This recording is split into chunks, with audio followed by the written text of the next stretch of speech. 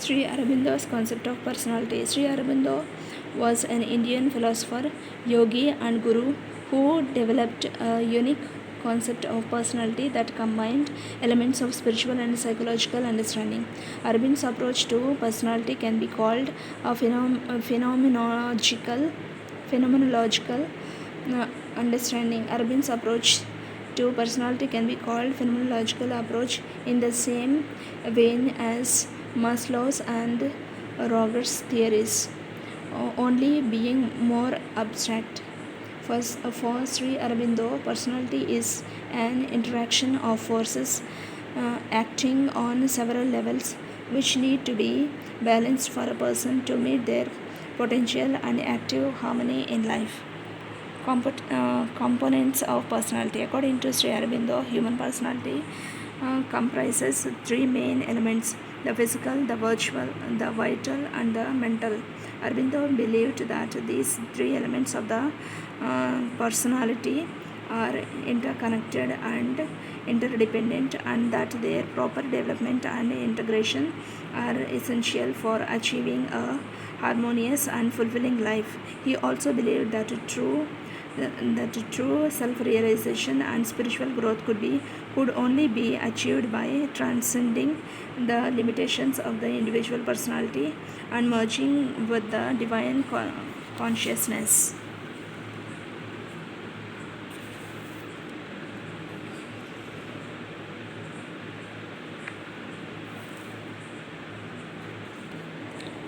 First, the physical element. The physical body is an important aspect of human personality and plays a crucial role in our overall well-being and self-realization. Aurobindo believed that the physical body is not just a mechanical structure but a living organism that is deeply connected to mind and spirit. He argued that the physical body reflects the inner self and that our physical health and well-being are closely related to our mental and spiritual well-being. To achieve harmony and balance in the personality physical element, Aurobindo proposed integral yoga, which involves using various spiritual practices such as meditation, self-reflection, and self-discipline. These practices are intended to help individuals become more aware of their physical body and its needs, and to develop a deeper understanding of the connection between the body and the mind. For example, Aurobindo believed that physical exercise and proper nutrition are essential for maintaining good health and well-being. He also recognized the importance of good sleep and relaxation for the physical body and the need to balance work and rest to achieve inner harmony. Additionally, he believed that practicing yoga could help improve physical strength and flexibility and mental and spiritual well-being.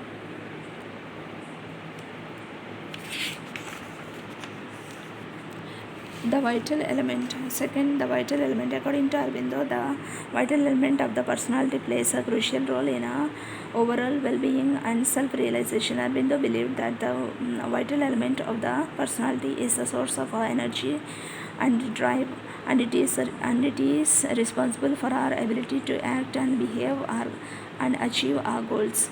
He also acknowledged that it is the vital element that often causes suffering and conflict in our lives, as our desires and passions can become unbalanced and take over our actions.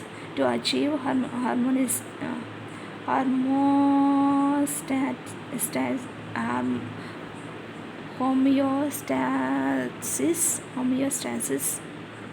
homeostasis in the vital element of the personality, integral yoga is again suggested as a way of balance this element. Its practices are intended to help individuals become more aware of their emotional and instinctual aspects and to develop a deeper understanding of the connection between the vital and mind. For example, Aurobindo believed that self-discipline and self-control are essential for managing the vital elements of the personality. He also recognized the importance of self-reflection and introspection to gain insight to one's passions and desires and to identify balanced and imbalances. Additionally, he believed that the practice of yoga could help to improve emotional and mental balance as well as spiritual well being. The mental elements. Arvind believed that the mental elements of the personality is responsible for our ability to think, reason, and understand the world around us. He also acknowledged that the mental element of often causes suffering and conflict in our lives as our thoughts and beliefs can become unbalanced and take over our actions. For example, Arvindo believed that self-reflection and introspection are essential for understanding and managing the mental element of the personality. He also recognized the importance of self-discipline and rationality to balance our thoughts and beliefs. Additionally, to believe that the practice of yoga could help to improve mental clarity as well as spiritual well-being. The individual self in the philosophy of Sri Aurobindo, the person's character has been a big issue because there are many different theories about why he exists. The individual soul is supposed to be a component of the physical aspect of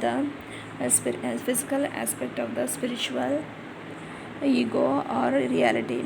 Its cognitive character is thought to result from an accident of connection with external things rather than being a sentence point sentience sen- sentence point. In the philosophy of Sri Aurobindo, the immortality of the individual soul is accepted. Therefore, its rebirths are also accepted. The aim of the individual automatic soul in seeking to realize its genuine nature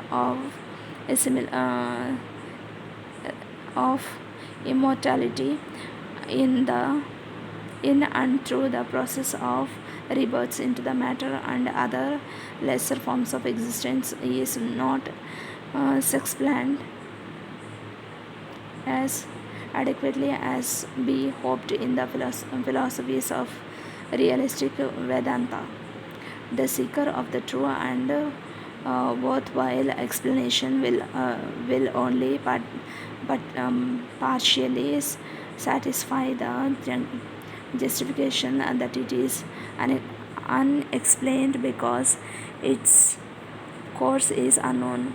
We discover that Maya also has a place in the philosophies of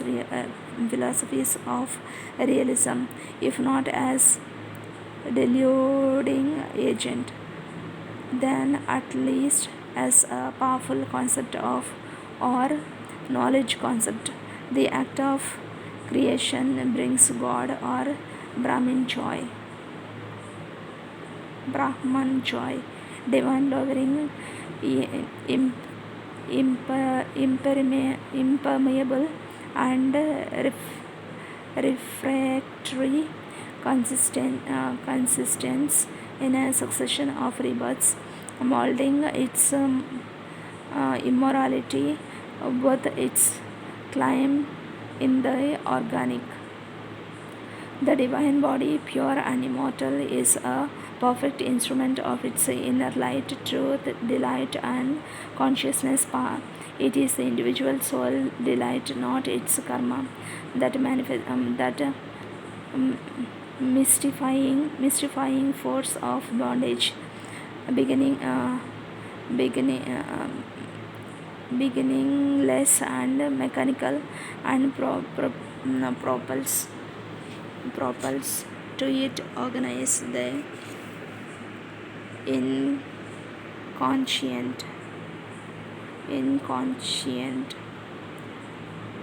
plane by plane and to integrate them in the single organism of his highest achievement. The individual soul is therefore unquestionable, persistent in its involution and evolution, neither in an imaginary or fictional stream like a fashion, nor is it helplessly ensured in the vice grip of a horrific fate, karma, or fate wheeled from one region to existence to another. Even while the difficulties of this climbing trip are overpowering, overpowering it, each soul is a shaper of its own inner role of accession and fall to enjoy that secret thrill of its being. It is an aggressive, harsh, and self centered egoism fighting for survival against matter and everything else that came into being alongside it. Self transcendent as an ultimate goal. According to Aurobindo, true self realization and spiritual growth can only be achieved by transcending the limitations of the individual personality and merging with the divine consciousness. He believed that the ultimate goal of human existence is to transcend the ego and unite with the divine. Process is called integral yoga,